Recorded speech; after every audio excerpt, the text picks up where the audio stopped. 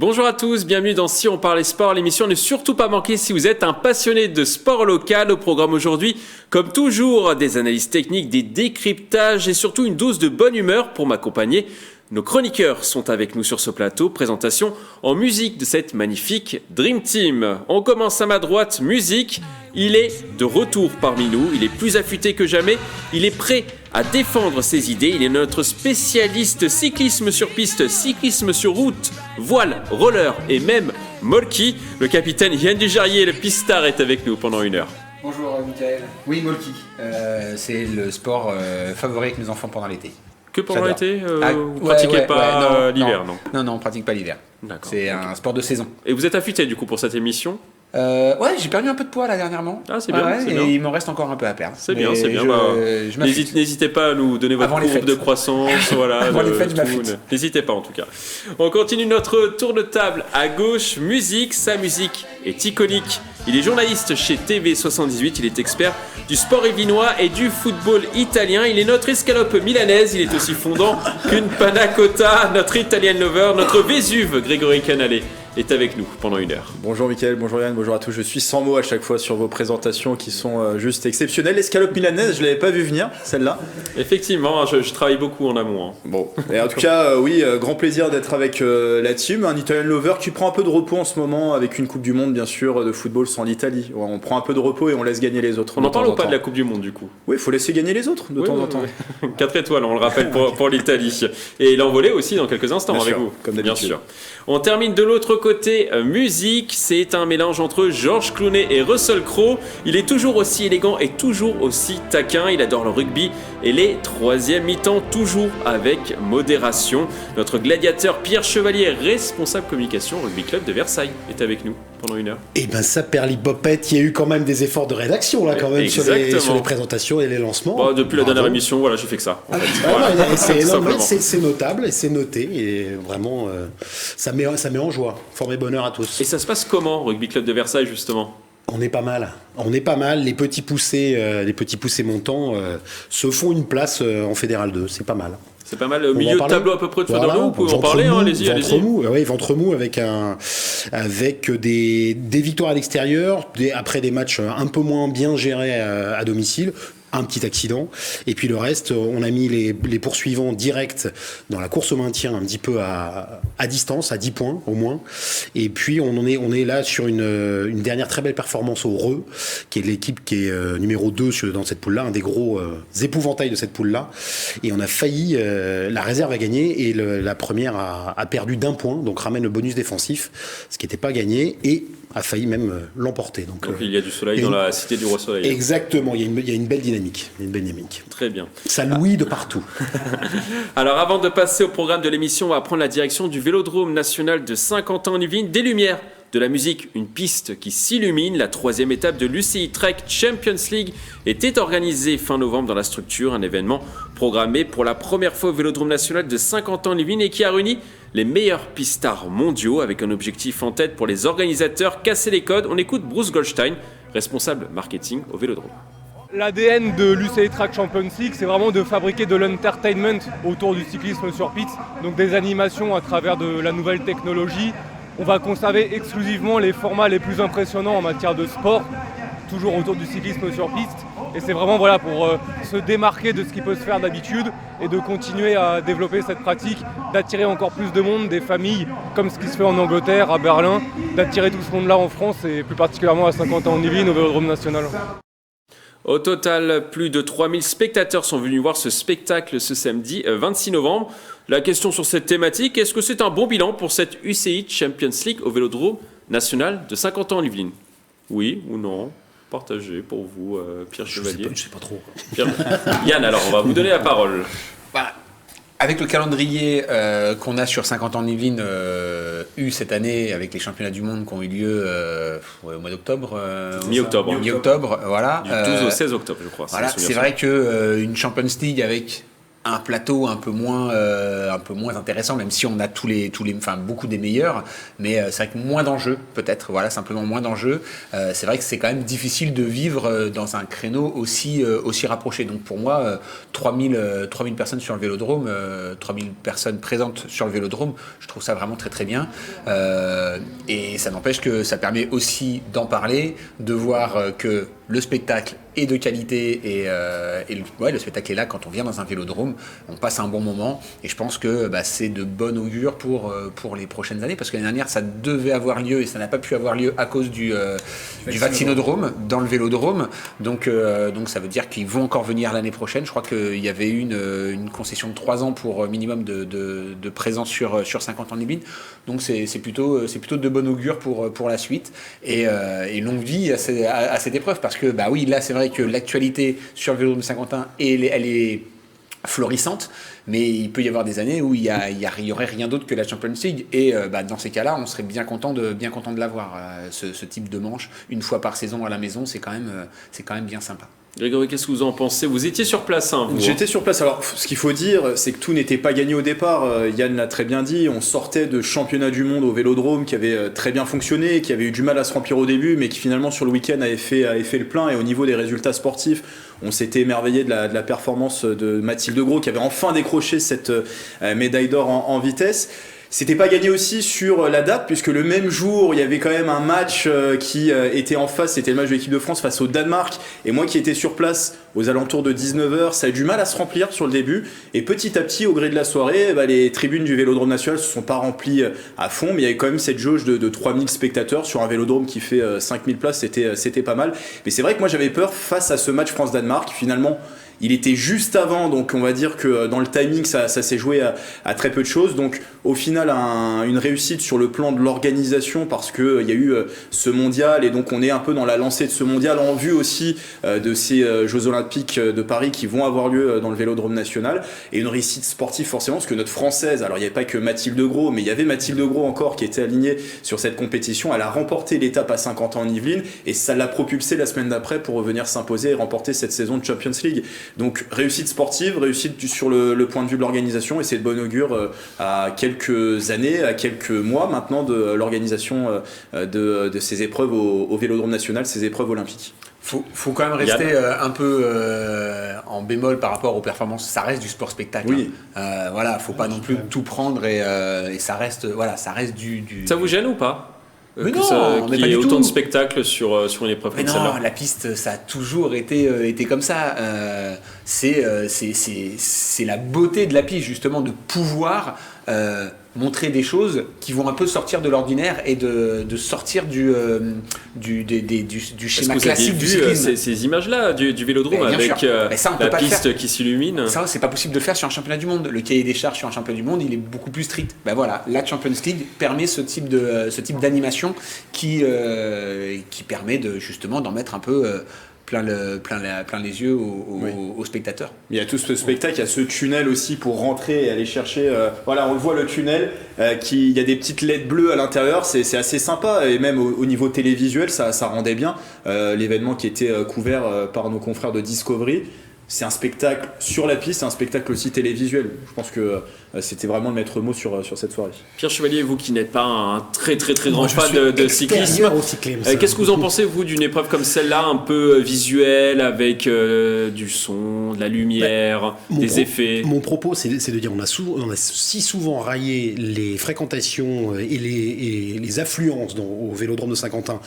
D'abord pour les compétitions cyclistes et puis ensuite pour les spectacles qui viennent compléter le calendrier, pour ne pas bouder le plaisir des aficionados et des spectateurs de ce type de show.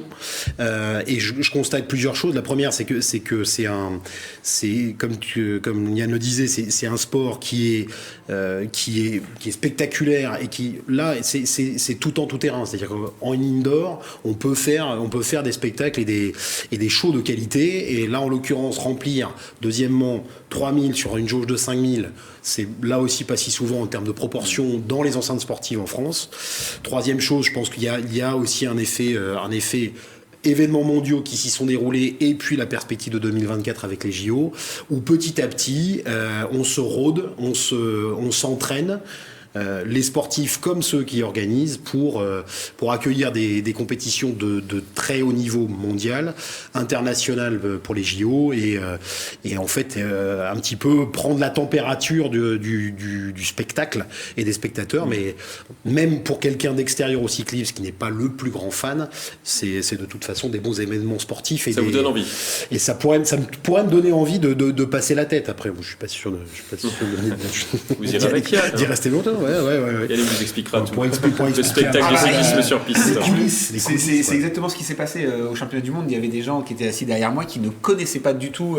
Ils habitaient à la Selle-Saint-Cloud et qui connaissaient pas le Vélodrome. Ils sont venus comme ça. Et c'est vrai que je pense qu'ils ont apprécié d'avoir une personne qui connaît un petit peu le système pour leur expliquer justement tous les rouages du cyclisme sur piste. Et c'est vrai que c'est d'autant plus intéressant quand on connaît et quand on peut avoir les explications sur tout ce qui se passe au centre. Du coup, à refaire, vous êtes d'accord autour de cette table oui, bien sûr. Une Champions League comme celle-là au Vélodrome. Puis quand ça met les champions et les championnes sur orbite, Greg l'a rappelé, en plus ça met par exemple Mathilde Gros dans des conditions idéales pour son palmarès épatant. J'espère que ça va perdurer très longtemps, que la Champions League va perdurer très longtemps et que ça restera une étape restera à 50 ans de 1 parce qu'il y en avait la première au Portugal et puis les finales se déroulent en Angleterre quand même. Ouais, voilà, à Londres. Donc oui, qui est quand même un très très beau vélodrome aussi, mais c'est vrai que s'ils peuvent rester sur un vélodrome comme 50 ans en Yvelines, ce serait une très bonne chose. Il a été fait pour ça, a priori il a été construit aussi pour ce type d'événement. Non, pour les JO à la base, mais oui, bien sûr que ça fait partie des beaux vélodromes européens et c'est un des seuls, c'est le seul qui fait 8 mètres de large de toute façon en Europe, à part. On n'est pas la Russie dans l'Europe, on est d'accord. Alors nous allons maintenant passer au programme de l'émission. Aujourd'hui nous allons parler de la Coupe du Monde de football. Est-ce qu'il y a moins d'engouement dans les Yvelines? Nous parlerons également de la Route du Rhum. Nous ferons le bilan de nos deux Yvelinois, Louis Burton et Éric Bellion. Mais avant de parler de ces thématiques, on va parler du FC Versailles. Après la fin de son aventure au Mans début novembre, l'ancien défenseur central de l'Olympique lyonnais Chris est devenu à la mi-novembre le nouvel entraîneur de Versailles. Il remplace Youssef Chibi, mis à pied par le club. Chris récupère une équipe deuxième du championnat et qui vise, sans l'avouer, la montée en fin de saison en Ligue 2. La question sur cette thématique, pour ou contre son arrivée à cet entraîneur. Chris. Oui, vous êtes tous partagés. Pierre Chevalier, je vais peut-être vous donner la parole. On en avait parlé au tout début lorsqu'il y a eu les premiers atermoiements et les premiers épisodes dans le Dallas du FC Versailles avec Youssef Chibi. Il y avait quelques noms du football qui circulaient. Là où on parlait de Jean-Luc Vasseur, Frédéric Hans, voilà, et qui sont des noms des bancs, donc d'entraîneurs du football. Chris, c'est un nom du football, ancien très bon défenseur, le policier de Lyon. Pour l'instant, avec un palmarès d'entraîneur et une expérience d'entraîneur qui n'est pas à la hauteur des noms qu'on citait au départ. Donc c'est là où je suis un petit peu partagé, parce que d'un autre côté, étant donné que c'est un nom et avec une certaine aura et une certaine notoriété, ça met encore une fois un coup de projecteur sur le FC Versailles, sur cette histoire qui se construit, et c'est finalement, là aussi on le disait assez souvent, que c'est l'appétit qui vient en mangeant avec le FC Versailles qui découvre le national et qui finalement performe. Il y a eu cette petite marche ratée au moment du changement d'entraîneur, qui finalement est restée sans conséquence. Là on est sur le dernier résultat, une nette victoire contre Sedan. Donc la dynamique sportive est là, ils sont en haut de classement. Effectivement, ils ne l'avouent pas encore que dès la première saison, ils souhaitent remonter encore à la division supérieure. Donc là, c'est la Ligue 2, il y a quand même un sacré gap. Donc, pour la poursuite de l'histoire et du développement sportif du FC Versailles, est-ce que Chris était le meilleur nom, en l'occurrence, pour gérer cette étape-là, éventuellement jusqu'à la montée en fin de saison de cette première saison en nationale? Pour la Ligue 2, là, mystère pour l'instant, on verra, l'histoire le dira. Yann Jarier, qu'est-ce que vous en pensez? C'est vrai qu'un grand joueur de Ligue 1, un grand joueur lyonnais qui a quand même marqué son époque. Palmarès, 17 sélections en sélection nationale, il a été vainqueur de la Copa América en 2004. Il a été champion de France 4 fois avec Lyon et il a été vainqueur de la Coupe de France en 2012. Voilà, donc oui, un gros palmarès. Et puis il a aussi une longévité. De parler de 2004-2012, donc on commence à en parler de plus en plus de ces longévités en équipe de France, parce que en effet c'est quand même, ça veut dire aussi que peu de blessures, donc beaucoup d'emmagasinement d'expérience. Maintenant voilà, je fais un peu le parallèle avec Jean-Pierre Papin qui a fait quelques clubs à droite à gauche et qui a du mal à percer, tout simplement, qui est vite redescendu dans les échelons. Et c'est vrai il a fait Ligue 1 et après il a entraîné des clubs comme Chartres, par exemple. Exactement. Et c'est vrai que c'est National 1, National 2. Tous les grands joueurs. Tous les grands joueurs ne sont pas des grands entraîneurs, voilà, parce que c'est vrai que Papeng, c'était quand même un très grand buteur. Alors oui, Chris, je pense, à la rigueur, on pourrait presque faire le comparatif entre ces deux joueurs. C'est à peu près le même type d'aura, mais voilà, la mayonnaise ne prend pas toujours. Là, on va pas mettre trop de négatifs, puisque les résultats se passent bien à Versailles. Pour le moment. Joko, on va voir ce que ça va donner dans les semaines à venir. Est-ce qu'il va rester, est-ce qu'il va l'attaquant qui risque de partir voilà. En Ligue 2. Ce serait, je pense, ce serait une grosse perte. Parce que c'était un des acteurs du beau parcours en Coupe de France l'année dernière. Donc voilà. On a l'impression, moi depuis l'année dernière, que Versailles, il y a tout le temps quelque chose qui met un grain de sable dans les rouages, mais ça se passe toujours bien. Il y a un lubrifiant qui suffit pour faire en sorte on va peut-être voir le classement. Ils sont deuxième pour l'instant, voilà, oui, du classement. Après 14 journées, donc on a bien avancé dans le championnat. 25 points pour Versailles. Concarneau, 29 points. Donc ils sont pas si mal, Versailles. C'est ce que dire que le maintien est assuré. Le maintien est presque assuré. Et donc, on se souvient du parcours de l'année dernière en Coupe de France où ça n'avait jamais été facile. Là, c'est pareil. Ils jouent toujours pas. Les matchs à domicile, ils sont pas vraiment à domicile. On est toujours au stade à Paris, à Jean-Bouin. Voilà. Donc c'est vrai que il y a toujours une histoire. Et puis finalement, ça continue. On n'oublie pas que l'intersaison avait été aussi compliquée. Il y a eu beaucoup de départs. Donc, est-ce que finalement la mariée ne continue pas à rester belle et que l'histoire va bien continuer, bien finir? Je te donne juste la parole à Grégory et après à vous, Pierre Chevalier. Mitigé comme les camarades, parce que pour l'instant les résultats lui donnent raison à Chris. Il est arrivé, alors on rappelle depuis le départ du CF Chibi, il y a eu une première défaite du FC Versailles juste après le départ du CF Chibi. Chris n'était pas encore arrivé, il y avait un intérim qui s'était mis en place au sein du club, une défaite face au Stade Briochin qui était dernier. On pouvait s'inquiéter peut-être que ça interromprait leur belle série, ils étaient deuxième à ce moment-là, et finalement Chris est arrivé, il a obtenu 2 victoires. Est-ce que c'est le fruit du travail de Chris? Difficile à dire, il faudra attendre un petit peu avant de se prononcer. Oui, là c'est pas forcément Chris. Non, c'est peut-être, il y a peut-être un effet psychologique, voilà, et la qualité du groupe qui est présente et qui travaille depuis maintenant plusieurs semaines. Aujourd'hui, le FC Versailles est toujours deuxième. Ce qui me fait être mitigé dans le sens, on va dire, négatif, c'est plus le manque d'expérience de Chris.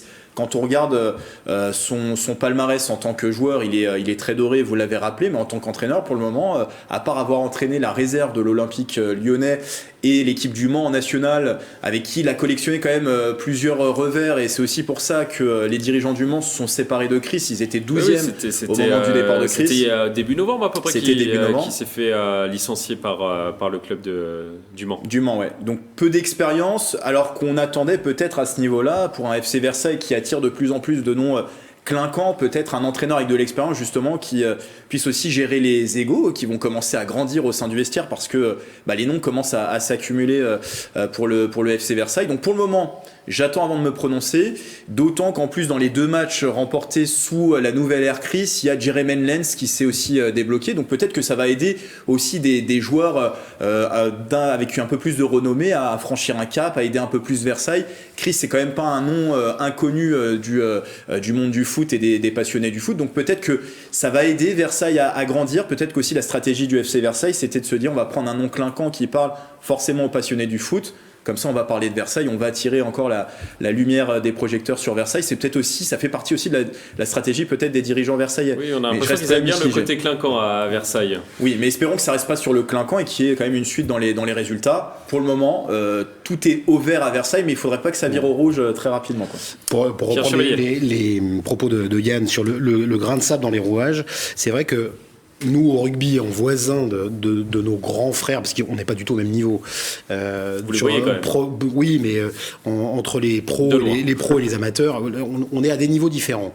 Mais cette impression que cela donne, c'est que c'est au départ une trajectoire de comète avec ce parcours en Coupe de France l'an dernier et cette montée en fin de saison, et qui sont à la croisée des chemins sur la manière de gérer justement cette exposition exponentielle. Est-ce que ils vont continuer avec prudence à construire et à se structurer, ou est-ce que justement ils font des apports parce que ils sont pris par le temps pour aller monter en Ligue 2, et qu'il faut des noms et qu'il faut attirer et qu'il faut prendre les dispositions pour finalement aller vite. Le seul risque, a priori, qui guette, c'est d'aller trop vite. Là, si on regarde dans le rétro, ils sont deuxième de national. L'objectif qui était inavoué au début de saison de monter directement 2 années de suite, il est palpable là. On le disait en rigolant, mais donc le maintien est assuré, c'est déjà la base pour cette première saison en national. Donc la suite, c'est ce qu'on entend dire et ce qu'on perçoit un petit peu, c'est que il y a différents points de vue qui s'opposent encore. Ça datait déjà du temps du président Voisin, et là maintenant dans l'organisation des dirigeants, présidents, directeurs généraux et le sportif, tout le monde n'est pas d'accord en ce moment. Donc ils sont en train de faire leur mue au pas de course. Souhaitons que ça continue malgré tout à ne pas se faire au détriment du sportif. Bon, pour l'instant, c'est pas forcément le cas, mais les bouleversements, ça va forcément impacter l'équipe à un moment ou à un autre, à votre avis. Et puis il y en aura d'autres. Il y en aura d'autres, hein, c'est sûr. Le billet. Vous pensez que les bouleversements peuvent perturber l'équipe, Yann Dujarier ? Si pas vraiment. Après, est-ce que ça dépend si les joueurs ont la capacité à rester juste focus sur le sportif. Voilà, c'est pourquoi un changement de président, un changement de trésorier ou des guerres de machin, etc. Comme je les appelle souvent, les guerres de clochers. Voilà, nous on est focus sur le sportif. Le reste, c'est la tambouille interne du club. Voilà, nous on est là pour réussir à gagner des matchs. On prend les matchs un par un et basta. Moi, la seule chose qui pourrait aujourd'hui faire un peu peur, justement, s'il y a cette évolution en Ligue 2, c'est le projet Stade qui pour l'instant est à zéro, quoi. Il n'y a pas de nouveauté avancée, ouais, sur le voilà, il n'y a pas une et ça fait peur, et ça peut être problématique parce que s'appeler le Paris Saint-Germain et s'entraîner au Camp des Loges et jouer à Paris avec peut-être une mauvaise surprise dans les semaines à venir, c'est dommage, on va en parler un peu plus tard. Ou alors s'appeler le FC Versailles et jouer à Paris, on n'est plus le FC Versailles. Donc voilà, tout ça, faut... Beaucoup de dossiers à gérer pour Versailles. Voilà, ça fait beaucoup de dossiers à gérer. Et donc, mais les joueurs, restez focus sur le sportif, occupez-vous du terrain, de gagner vos matchs. Et, oui. le reste, c'est pas votre problème. Grégory. Mais ce qui prouve aussi que peut-être le FC Versailles va très vite et est un peu en train de changer aussi de dimension par rapport au championnat national dans lequel le club évolue, c'est qu'on voit de plus en plus de noms. Alors il y a Jeremy Lens qui est arrivé, qui est un ancien international néerlandais, qui a quand même 4 matchs de Coupe du Monde à son actif, donc ce n'est pas rien. Et on voit le FC Versailles se mettre sur des dossiers de joueurs, peut-être des pépites internationales qui pourraient arriver au club. En tout cas, il y a des rumeurs qui circulent. La dernière, on en rigolait avant l'émission, mais c'est ce Félix Amado, ce jeune joueur uruguayen que serait en train de négocier Versailles pour une arrivée peut-être au mercato de janvier. Ça prouve bien le changement de dimension. C'est-à-dire qu'avant, Versailles allait faire son mercato dans les clubs qui étaient adversaires, dans les poules de National 2, dans les poules de National. Là, on va directement chercher à l'international pour essayer d'étoffer son effectif. Donc, il y a un joueur qui est suivi par beaucoup de clubs européens. Hein. Et des joueurs, un joueur, en l'occurrence Amado, qui est suivi par plusieurs clubs européens. Donc ça montre aussi que ils ont passé la vitesse supérieure et ils ont changé aussi de dimension. C'est trop petit peut-être pour eux, le national ? Est-ce que c'est trop petit? Est-ce que c'est trop petit, Les, finalement? les ambitions, c'était la Ligue 2 de l'année dernière déjà. Hein. L'ambition, c'est de venir en Ligue 2. C'était pas de venir en Ligue 2 en 2 ans. Un peu cachée. Ils Ah, avaient ils pas en ont- déclaré non, ils en- publiquement non, ils en- qu'ils ils voulaient en aller ont en Ligue toujours 2. pour un an, ils en ont toujours parlé, puisque... Tu peux pas dire ça la première année. Non, tu peux pas pour la Officiellement, pas la ils ont première parlé année. de Non, Ligue 2 attention. dans le futur. Voilà, Ligue 2 dans le futur, puisque l'objectif c'est de construire un nouveau stade pour pouvoir accueillir une équipe qui puisse évoluer en Ligue 2. évoqué, ouais. Et donc la construction du stade, donc l'année dernière on était en 2021, construction d'un stade, on s'est dit que ça se fait pas comme ça. Donc c'était projet Ligue 2, peut-être 2024, 2025, voire après. Mais là, oui, il y a des choses qui s'accélèrent et il faut peut-être pas brûler toutes les étapes, mais il y a peut-être une cellule de recrutement qui est très efficace, en tout cas. Le prochain match de Versailles, c'est ce vendredi 9 décembre contre le Red Star. Un très beau match en perspective, un véritable choc face au 3e du classement. On continue à parler football dans l'envolée de Grégory, le moment le plus fort de cette émission. Il nous a préparé du très lourd aujourd'hui. De quoi allez-vous nous parler, Grégory? D'un dossier qui fait grand bruit, Mickaël, en ce moment, avec cette question sur toutes les lèvres. Le Paris Saint-Germain va-t-il quitter son antre historique du Parc des Princes? Les dirigeants du club de la capitale le disent depuis plusieurs années. Leur enceinte de 48 500 places n'est pas suffisante pour arriver au top niveau financier et sportif. Le PSG est donc engagé dans des négociations pour acheter le site à la mairie de Paris, qui en est propriétaire, pour ensuite mener de larges travaux d'agrandissement et monter la capacité à au moins 60 000 places. Problème, la municipalité demande minimum 350 millions d'euros, somme démesurée pour le propriétaire du club, Qatar Sports Investment, qui a de son côté proposé aux environs de 40 millions d'euros à la mairie de Paris. Le club a lancé un ultimatum déguisé dans le journal L'Équipe par la voix du président Nasser El Khelaifi. S'ils ne veulent pas accepter notre offre, on part, on ne menace pas, on se serre la main, on remercie la mairie et on se dit au revoir, a-t-il déclaré. Effectivement, si les négociations échouent, l'équipe parisienne s'en ira ailleurs. Alors parmi les pistes évoquées, il y a celle de racheter le Stade de France, de construire un stade flambant neuf à Paris, à Saint-Cloud ou même à Poissy, au sein du nouveau centre d'entraînement que le PSG est en train de construire. Alors ce n'est pas que l'idée de voir le PSG jouer ses matchs à Poissy me déplaise dans les Yvelines, mais pour moi, le Parc des Princes est indissociable de l'histoire du PSG. Remontons un petit peu les années et parlons de l'histoire du club qui a été créé en 1970. On le rappelle, c'est le fruit de la fusion de deux clubs, le Paris FC et le Stade Saint-Germanois. Et depuis 1974, c'est-à-dire 4 ans après la création du club, le PSG évolue au Parc des Princes. C'est l'antre véritable du Paris Saint-Germain.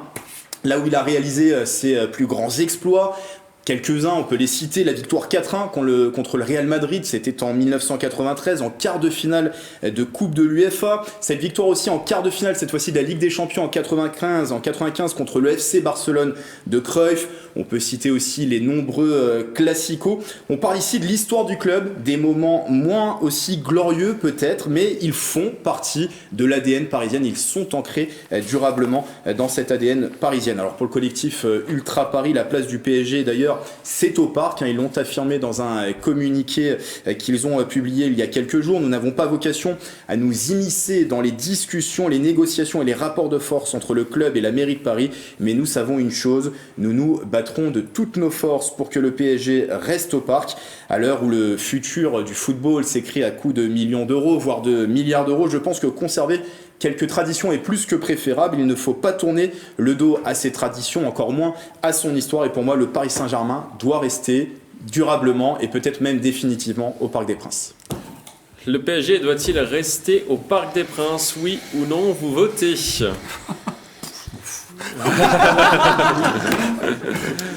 Oui pour vous, Pierre Chevalier. Pourquoi? Déjà bravo Grégory pour votre magnifique envolée. Magnifique envolée comme d'habitude.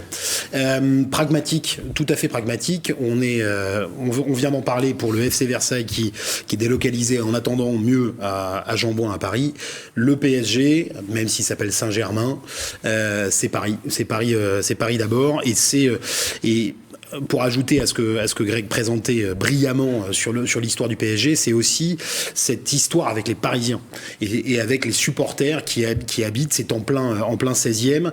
C'est un écrin. Alors effectivement, peut-être maintenant avec le développement du club, peut-être un petit peu restreint en termes de places, mais il y a quand même déjà plus de 40 000 places. Oui, 48 000 places assises. Et on ne sait absolument pas si le PSG partait au Stade de France ou à Poissy, si la migration se ferait déjà de tous les groupes de supporters actuels, plus d'autres spectateurs. Est-ce que les spectateurs et les fans du PSG feraient le déplacement régulièrement pour remplir 60 000 places ou plus quand on est à une demi-heure ou une heure de Paris-Centre en transport en commun, voire éventuellement en voiture. Donc purement pragmatique, l'histoire comme l'esprit et la culture du PSG se sont inscrits dans Paris, doivent le rester. Là, c'est une querelle de gros sous sur de l'immobilier pur et dur, et puis d'un planning stratégique et d'un plan financier de part et d'autre pour que tout le monde, en fait, finalement, que tout le monde tire la couverture à lui. Mérite Paris en tête, mais là, il s'agit du club de sport, du club de foot de la capitale, de Paris. Donc oui, l'histoire doit continuer à s'écrire au Parc des Princes.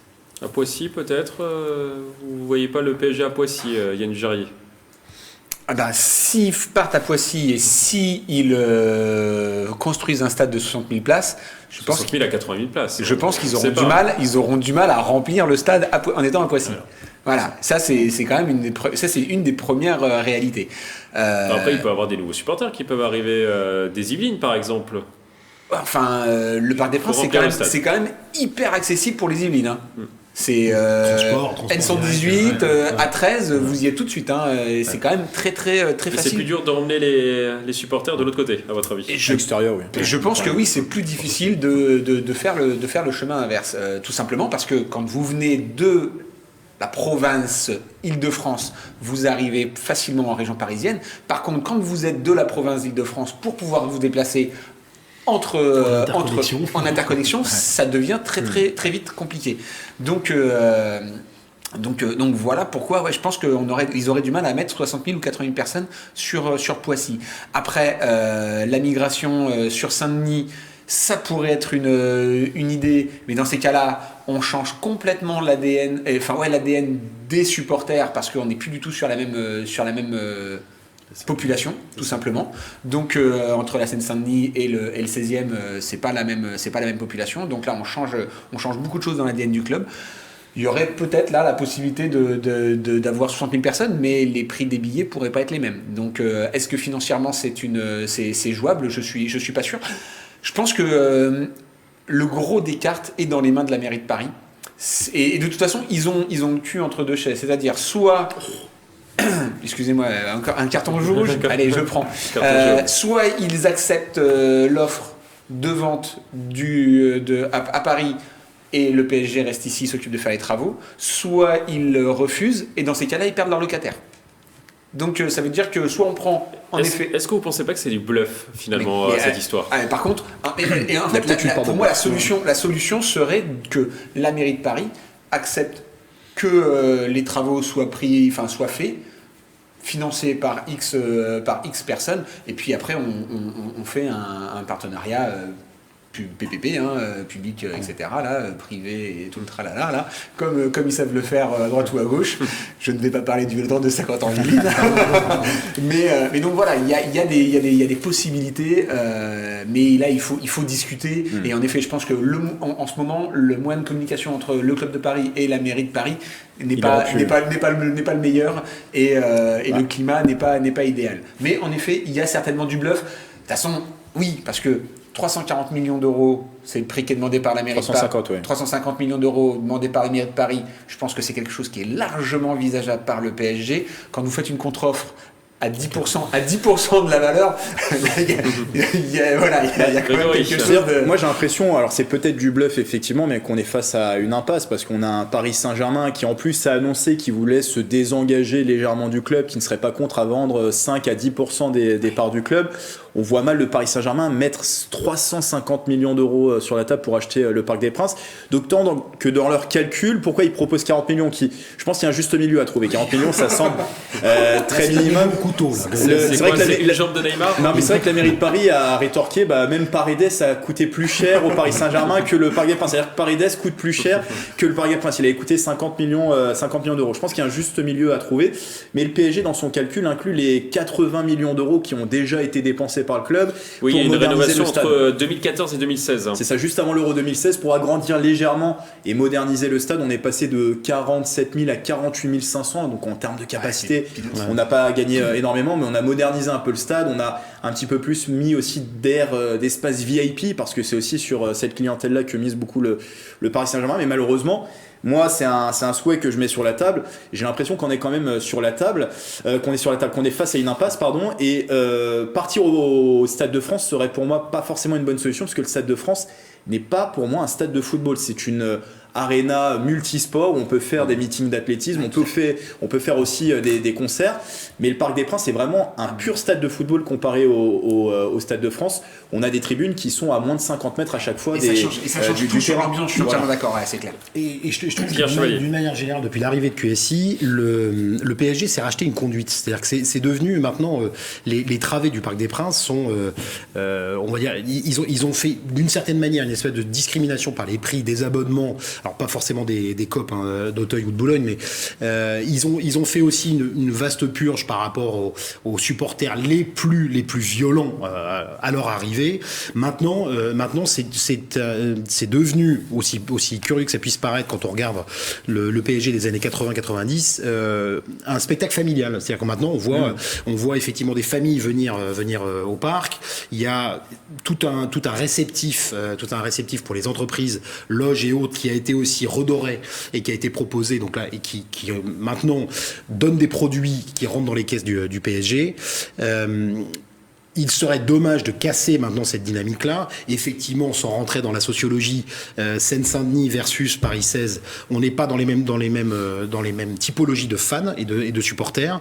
Non pas que la Seine-Saint-Denis ne soit pas capable d'être supporter de sport. Il le montre d'ailleurs au Stade de France sur les différents événements de rugby, de foot et les concerts. Mais en tout cas, vraiment l'esprit du PSG s'inscrit là-dedans. S'inscrit dans le 16e et dans Paris.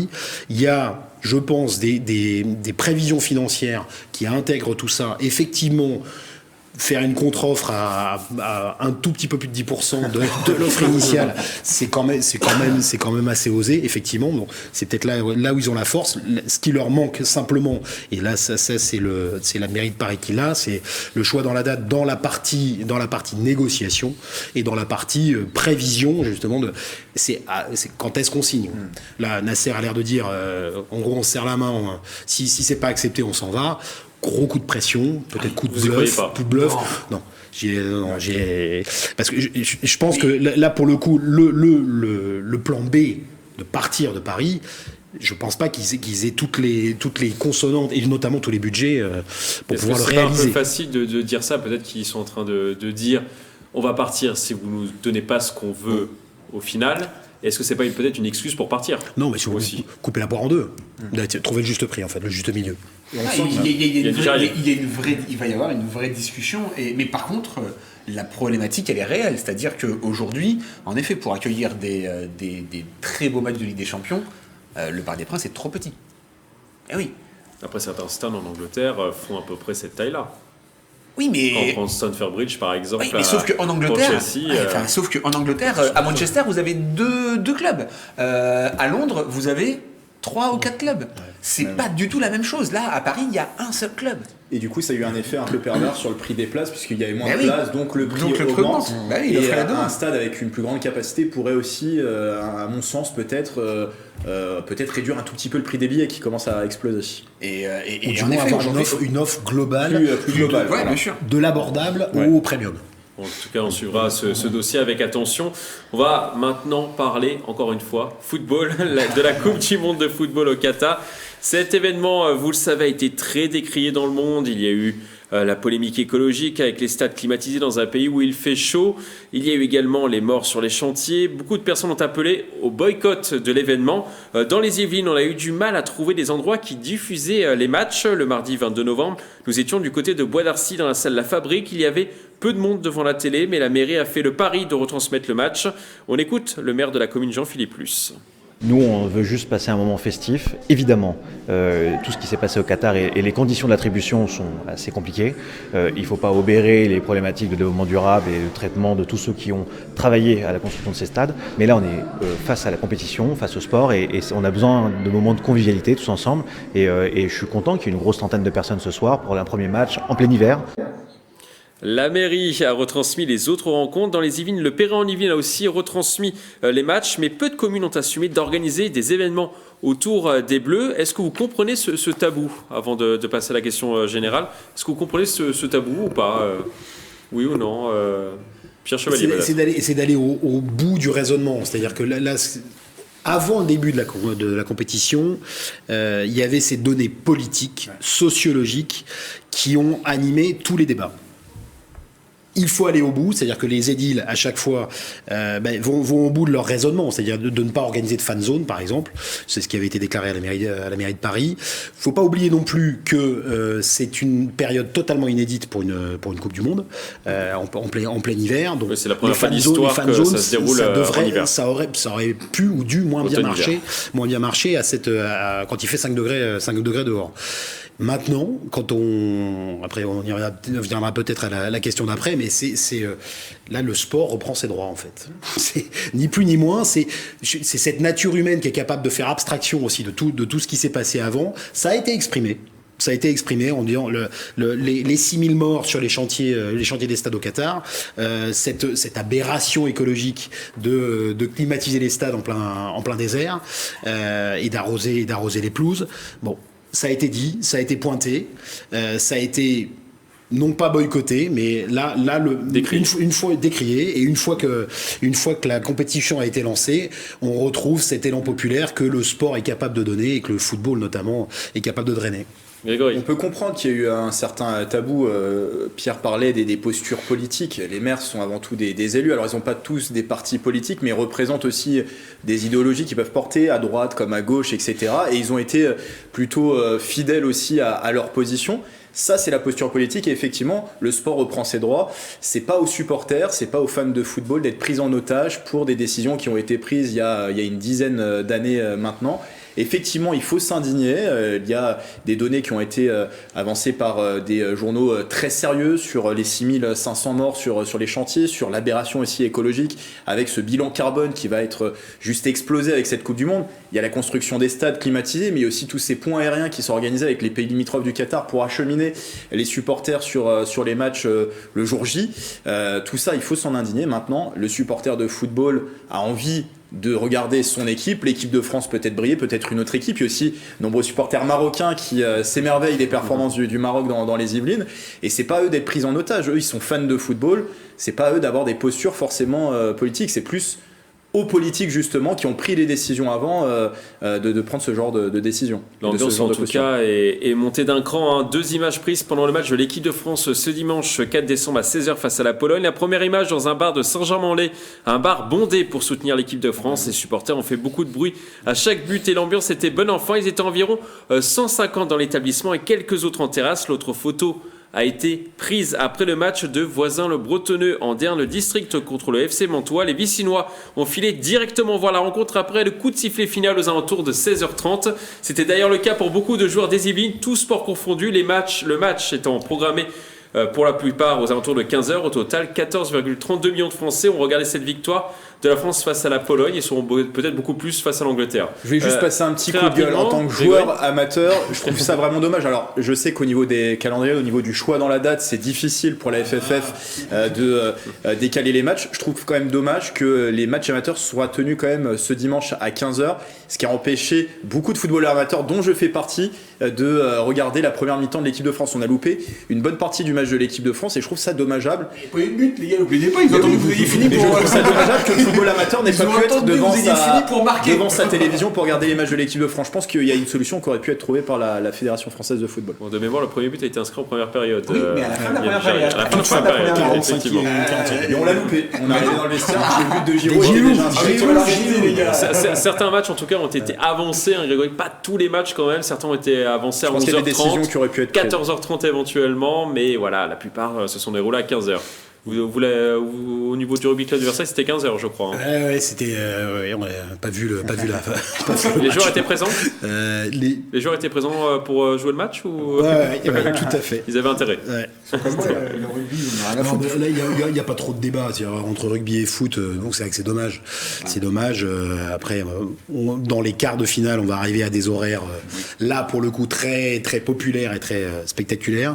Ça va poser des problèmes dans les dîners et les événements dans les chaumières, mais bon, voilà, on va revoir des horaires traditionnels. Par contre, c'est plutôt bien voir des matchs qui débutent à 20h. Moi, mes enfants, ils sont super contents de pouvoir voir la première mi-temps et pas voir des matchs qui finissent à 23h et d'ailleurs, des fois, ils voient même pas le début de la première mi-temps parce qu'ils sont endormis avant, quoi. Donc là, je trouve que 20h, mine de rien, c'est un très bon horaire pour pouvoir pour mettre du foot et le rendre accessible à la famille, tout simplement.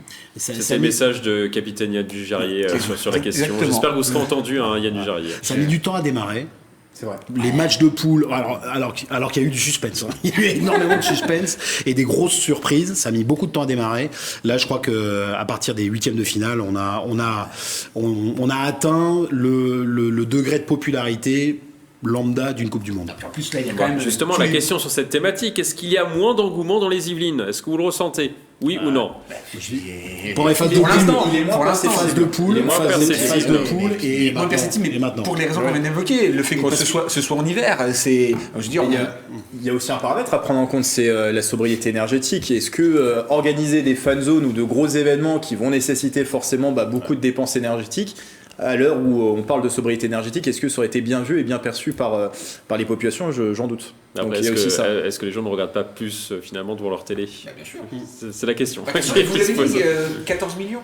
C'est ça, 14 millions sur le dernier match. C'est 14 voilà. millions, 14,32 millions sur le dernier match et il y avait 12 millions de spectateurs pour le premier match face à l'Australie. Ce qu'il n'y avait pas pendant les matchs de poule, je crois que c'est les soirées spéciales, les soirées entre amis, les soirées en famille pour regarder le foot de chez soi, évidemment. Et là on voit la mutation pour les huitièmes, pour les quarts, puis ça va monter en puissance, surtout si l'équipe des France, elle va loin, parce que j'allais parler des Marocains.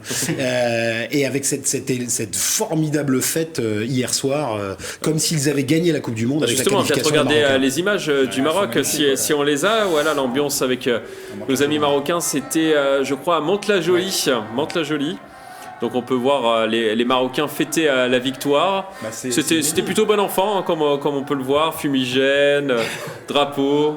Et on a entendu des klaxons toute la nuit dans les Yvelines. C'est inédit pour le Maroc, hein. C'est la première fois qu'ils atteignent ce stade de la compétition avec une équipe très internationale, hein. Il y a très peu de joueurs formés au Maroc, c'est essentiellement des joueurs qui ont été formés à l'étranger, notamment en France, hein. Il y a quelques joueurs formés en France. Effectivement, France-Espagne, Belgique, même Pays-Bas. Ça fait plaisir de voir ce genre d'ambiance. Et concernant l'équipe de France, je trouve pas qu'il y ait tellement une grosse différence par rapport aux autres années. En 2018, même si la France est championne du monde, il n'y a pas eu d'engouement dès le début. Ça a commencé à prendre à partir du quart de finale, après le but de Benjamin Pour comparer à Pavard. l'Italie, par exemple, Grégory, est-ce qu'il y a plus d'ambiance en Italie ? En ce moment, Pour une Coupe du Monde.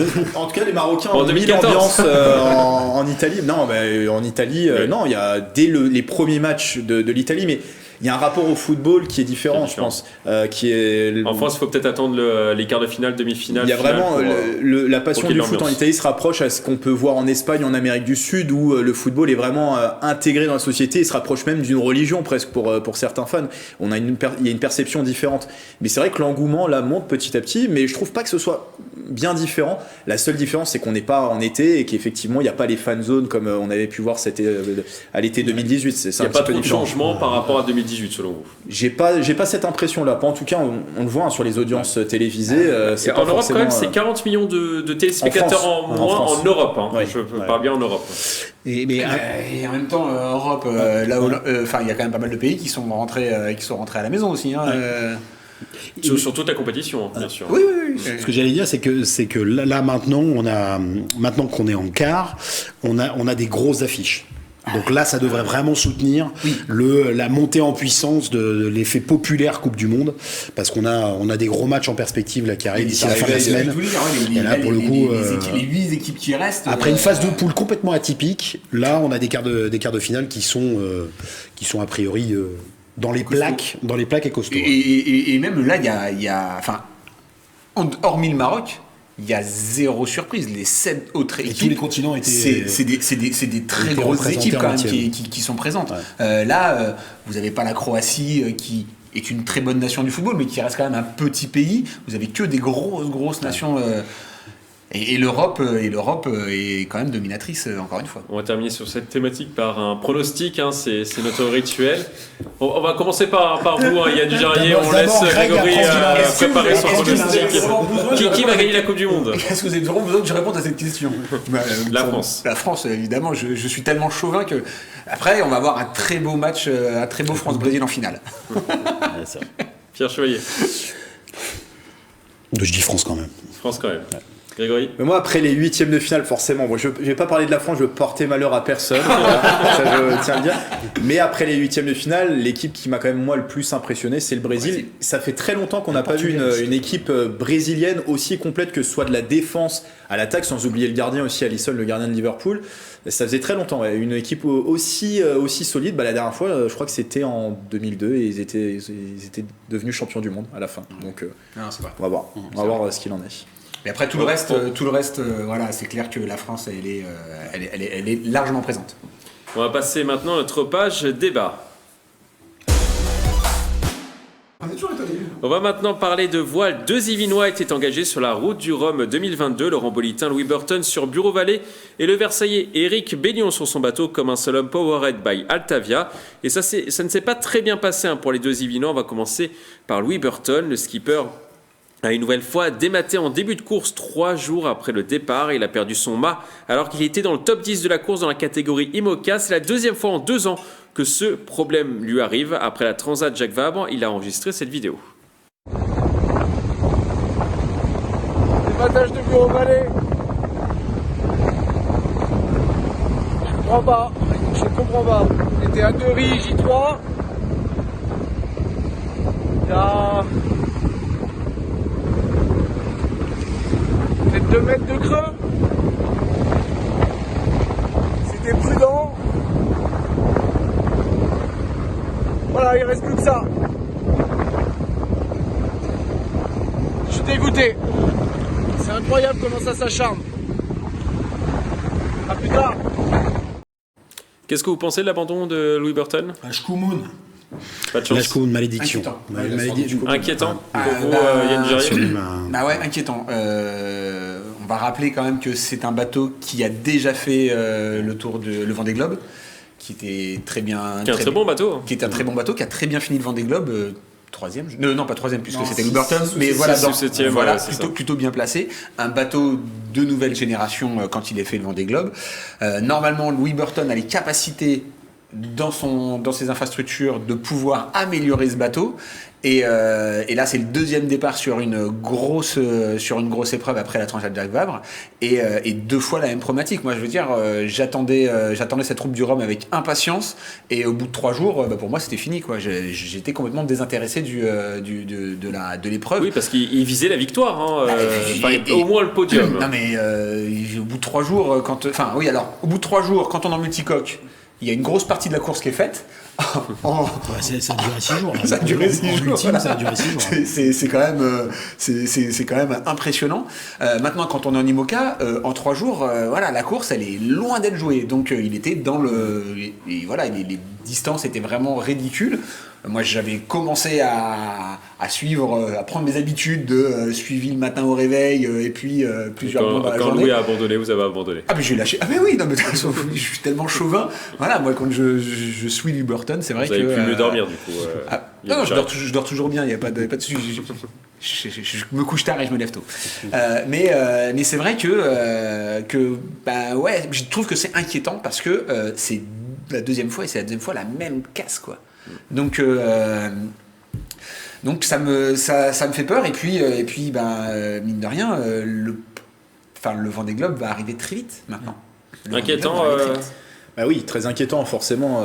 La même casse au même endroit en un an et demi quasiment d'intervalle, c'est très inquiétant. La première fois sur la Transat Jacques Vabre, ils avaient mené l'enquête et il se pourrait que ce soit une défaillance quand même humaine, peut-être pas la bonne décision qui a été prise au bon moment. Là, on attend d'en savoir quand même un peu plus sur cette casse. Est-ce que au final, c'est pas le bateau qui est défaillant? C'est ça aussi qu'il faut mettre en avant.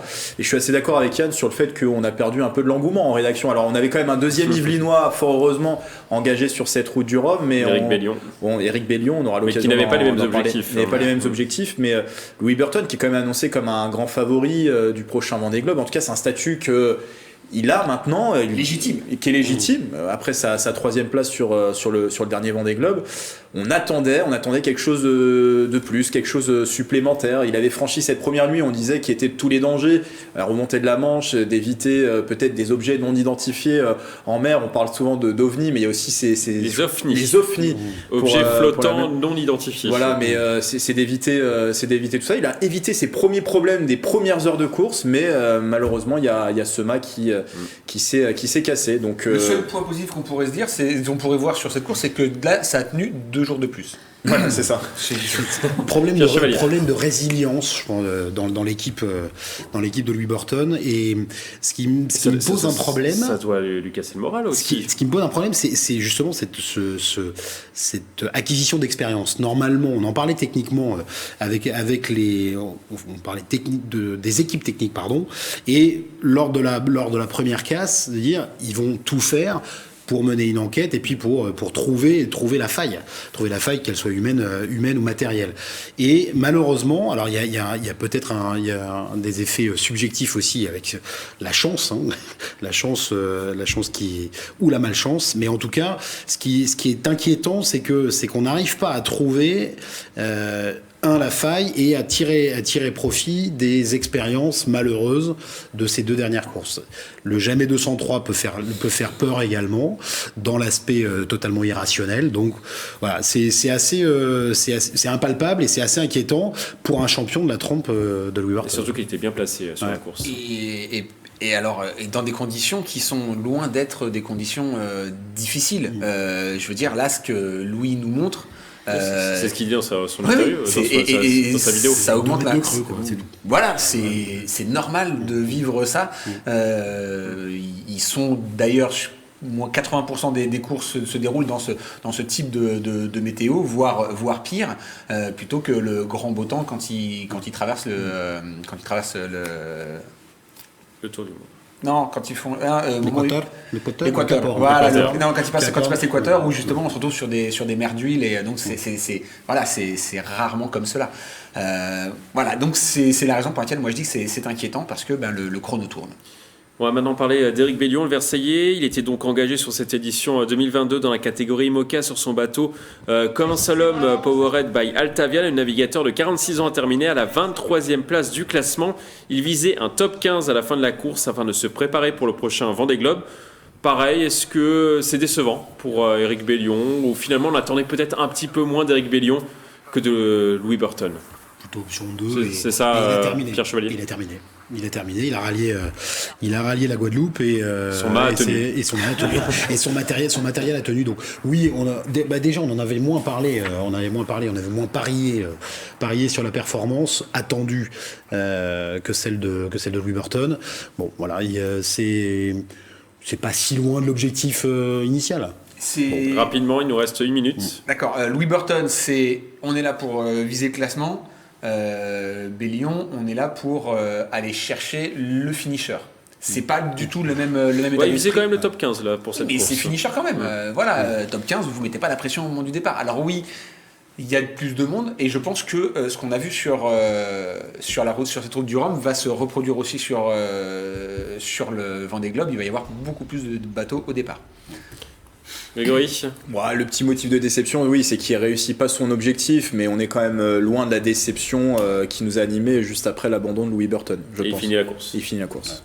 C'est déjà la fin de cette émission. On va terminer comme d'habitude par une citation. Aujourd'hui, je vous propose une citation de Pelé, le roi du football, qui a remporté 3 Coupes du Monde. Salut. Plus difficile est la victoire, plus grande est la joie de gagner. Je vous laisse méditer sur cette phrase. À bientôt sur TV78.